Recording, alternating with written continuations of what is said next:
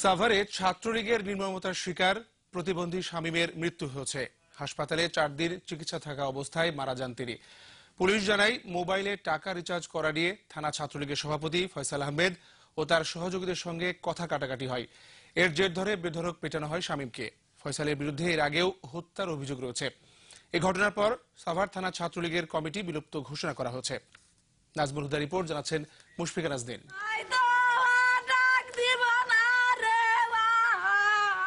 সন্তানকে দেখে যেতে পারলেন না শামীম। তার আগে চলে যেতে হলো না ফেরার দেশে। সাভারের ছাত্রলীগ নেতা ফয়সাল ও তার সহযোগীদের নির্মম নির্যাতনের শিকার হতে হয় শারীরিক প্রতিবন্ধী এই যুবককে।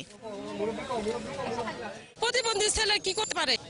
তার নিজে চলা অসুবিধা হয়ে যায়। প্রশাসন নির্জুম হয়ে পড়েছে, দেশের কি অবস্থা হয় তার জন্য চুপ হয়ে পড়েছে। মানুষ মরলে তো তাদের কিছু আসবে না। আর যদি দুটা মারা গেছে আসামি যদি এইভাবে সে গলা উঁচু করে যদি চলতে পারে, তাহলে আমাদের তো সাধারণ মানুষ হিসেবে আমাদের জিম্মি করে রাখতেছে। যে আমার বাইক মেরে মারলো, বুঝেন নাই? শামীম, ঠিক আছে, জানি এরা তো ছিল সাথে, ছেলে কিন্তু বাইক কিন্তু মারা গেল ওপেনে।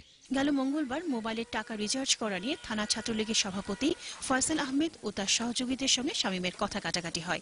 এক পর্যায়ে বেধড়ক পেটানো হয় শামীমকে। পরে তাকে উদ্ধার করে এনাম মেডিকেল কলেজ হাসপাতালে ভর্তি করা হয়। শনিবার মারা যান তিনি। এই ঘটনায় মামলা হলেও এখন পর্যন্ত ফয়সালকে গ্রেফতার করেনি পুলিশ। যারা হত্যাকাণ্ড ঘটিয়েছে তারা তো আর বসে নেই, তারাও পালিয়ে গেছে। আমরাও তাদেরকে খুঁজে বের করতেছি এবং আশা করি অচিরেই তারা আমাদের কাছে ধরা পড়বে। 2008 সালে আব্দুল্লাহ নামে এক যুবলীগ নেতাকে রানা প্লাজা নিয়ে গুলি করে হত্যার অভিযোগ রয়েছে ফয়সালের বিরুদ্ধে।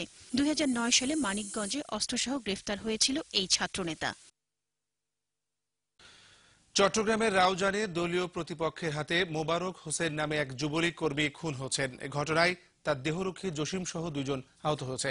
পুলিশ জানায়, এলাকায় আধিপত্য বিস্তার নিয়ে বেশ কিছুদিন ধরেই যুবলীগের দুপক্ষের মধ্যে বিরোধ চলছিল। এর জোর ধরে রাত 8টার দিকে রফিক গ্রুপের লোকজন মোবারক গ্রুপের উপর হামলা চালায়। এ সময় তারা মোবারক সহ তার 2 সহযোগীকে কুপিয়ে আহত করে। গুরুতর আহত অবস্থায় তাদের হাসপাতালে নেওয়া হলে চিকিৎসক মোবারককে মৃত ঘোষণা করে। নিহত মোবারক চট্টগ্রাম শ্রীকান্ত রক্ষিত হত্যা মামলার অন্যতম আসামি ছিল। এই ঘটনায় এলাকায় উত্তেজনা বিরাজ করছে।